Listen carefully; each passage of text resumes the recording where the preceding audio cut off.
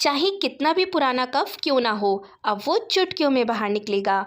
तो मैं आपके साथ एक ही होम रेमेडी शेयर करने वाली हूँ जो बहुत ही असरदार है।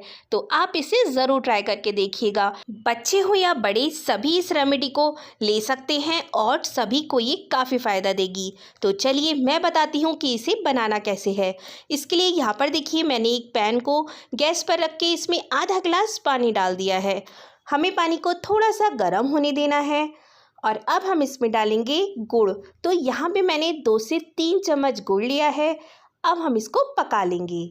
आप लोग जानते ही हैं कि गुड़ की तासीर गर्म होती है, जो बलगम को पिघलाने में काफ़ी मदद करती है। विंटर्स में गुड़ का सेवन ज़रूर करना चाहिए।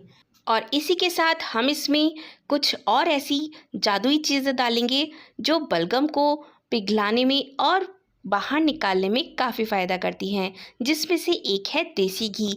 देसी घी को जब हम गुड़ के साथ खाते हैं ना, तो वो हमारे शरीर में इम्यूनिटी भी बढ़ाता है और एंटीबायोटिक का भी काम करता है। साथ ही देखिए, मैंने इसमें आधा चम्मच काली मिर्च डाली है और अब हम इसमें डालेंगे 1 चम्मच अजवाइन। ये सभी चीज़ें गर्म होती हैं और बलगम को ख़त्म करने में काफ़ी असरदार होती हैं। देखिए, इसी के साथ मैं इसमें डाल रही हूँ छोटा चम्मच काला नमक का। और लास्ट में हम इसमें ऐड करेंगे अदरक का पाउडर। इसे आप सॉल्ट भी बोल सकते हैं। तो देखिए, मैंने इस सभी क्वांटिटी को 1 ही चम्मच से माप कर लिया है। तो आप भी इसी तरीके से इस होम रेमेडी को बनाकर तैयार करिएगा।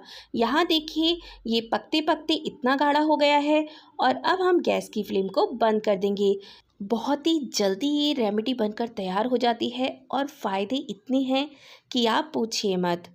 देखिए, मैंने इसको ठंडा कर लिया है और अब हम इसे एक कंटेनर में स्टोर कर लेंगे।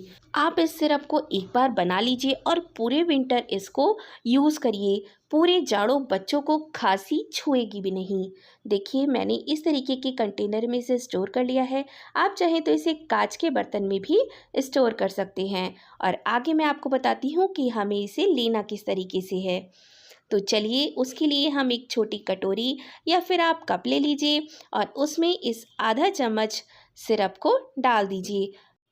तो फ्रेंड्स, हमें एक बार में सिर्फ इतना ही लेना है और इसको एक बाउल में निकाल लेते हैं। और अब हम इसमें ऐड करेंगे गुनगुना पानी।